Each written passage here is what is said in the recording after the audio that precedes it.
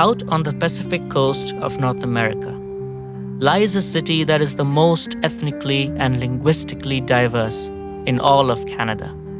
Though named after a British naval officer, Captain George Vancouver, his surname is in fact an anglicization of the Dutch Van Koverden, meaning cow crossing.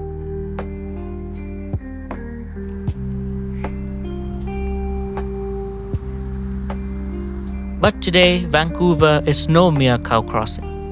It is Canada's 8th largest city, an all-weather port blessed with a mild climate, wedged dramatically between the Pacific Ocean to the west and the towering Rockies to the east.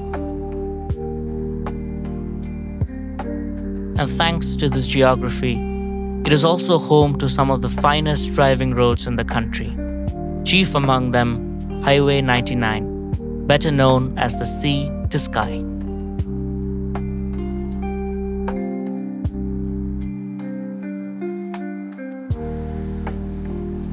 I was lucky enough to drive this road in a BMW M240i, one of the most complete driver's cars you can buy in today's automotive climate, which I rented on Turo from Nelu, who was a very friendly and responsive host. I shall post his listing in the description.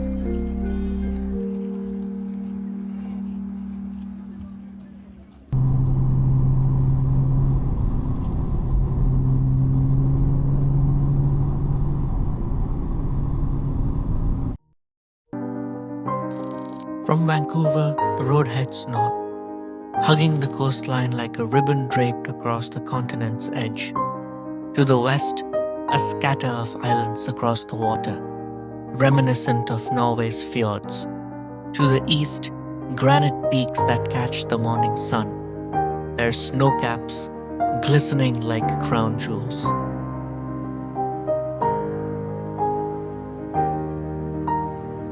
Follow it far enough and you'll reach Whistler, a ski resort famous world over.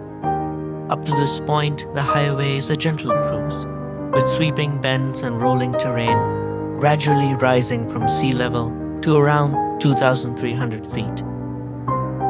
But beyond Whistler, the road changes character. Here, the sea to sky becomes a sidewinder, carved into cliffs, plunging through valleys and twisting up and down with relentless switchbacks.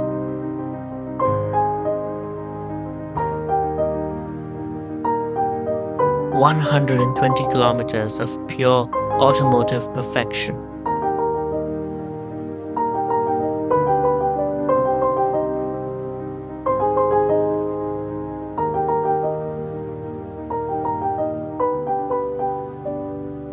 Leading all the way to Seton Lake, perched some 800 feet above sea level, in the valley between Mount McLean and Cayush Point.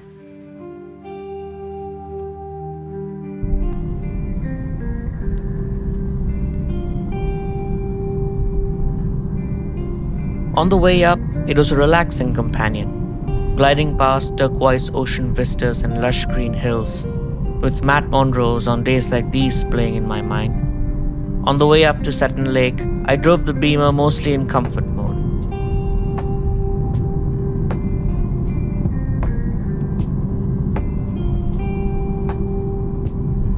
In comfort mode, the M240i softened its voice.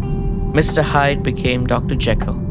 The exhaust whispered low, the steering loosened, and the suspension polished the road like sterling silver. The Straight-6 still waited beneath the bonnet, stepping in for smooth overtakes, like a mother letting her child play, yet keeping a watchful eye. On the highway, it became a cocoon, calm, composed, and refined.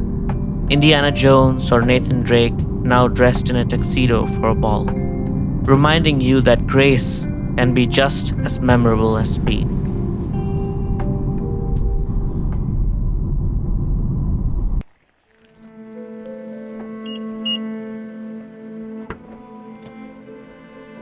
And when I stopped at Seton Lake to admire the surroundings, I also took a peek at the Beamer's big beating heart, which had wafted me there from Vancouver, and I thought about why this drivetrain is so enjoyable.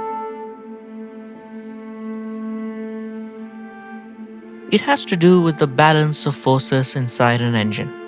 There are two main forces, primary and secondary. Without diving too deep into the specifics, the ideal engine would have both perfectly balanced. Inline-4 engines, for example, have balanced primary forces, but the secondary forces are often out of whack, which is why you sometimes feel that vibration. Inline-6 engines, on the other hand, are inherently balanced. Primary and secondary forces are cancelled out. Furthermore, BMW ensures another kind of balance. They push the engine back behind the front axle. This makes the center of gravity to be further back and leads to a 50-50 weight distribution, which makes it perfectly balanced in corners and one of the best cars to drive on mountain roads. And after a little bit of sightseeing, I left Seton Lake behind and started to head down that mountain pass. But this time around, I let the Beamer stretch its legs and put it into Sport Plus. In Sport Plus, the M240i shed its restraint completely. Dr. Jekyll became Mr. Hyde. The exhaust no longer whispered, but rather it barked, crackled, and demanded attention every time I lifted off. Not as shouty as an M2, but more Bond than Pete Mitchell. The steering tightened like Krishna's bowstring in the Bhagavad Gita. Every flick answered instantly. The Straight-6 roared awake, surging with eagerness of a sprinter off the line. The suspension clenched, turning tarmac scars into battle scars, urging you to push harder. On a mountain pass or empty stretch, it felt less like a cocoon, more like a weapon. Indiana Jones cracking his whip, Nathan Drake leaping into chaos. This wasn't the ballroom. This was the fight for the artifact outside it.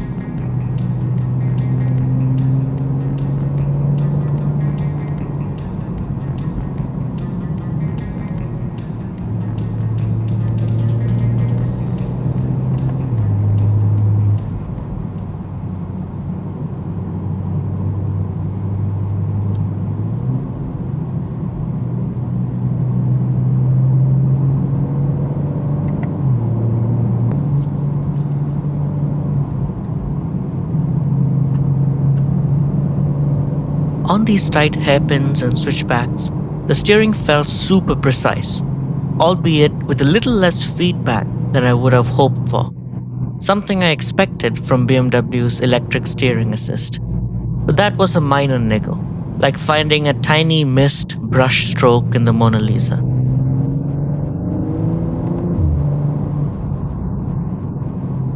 The brakes that felt quite firm around town were perfect for roads like these, and the throttle response was heavenly and very linear. Something that became super apparent was how easily the car rotated through the bends. With the CG so close to the center of its spine, it felt as though the car was pivoting around a point just to the right of my bump.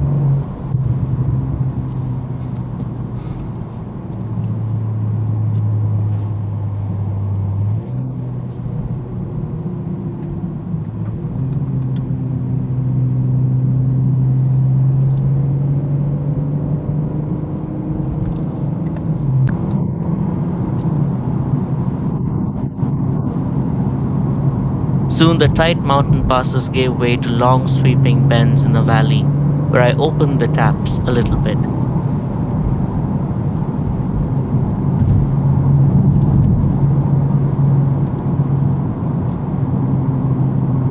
The 8-speed ZF felt almost telepathic. Every command from the paddle answered with scalpel-like precision, and the burble on the downshifts was so melodious, I caught myself shifting more than I really needed, just to hear it sing.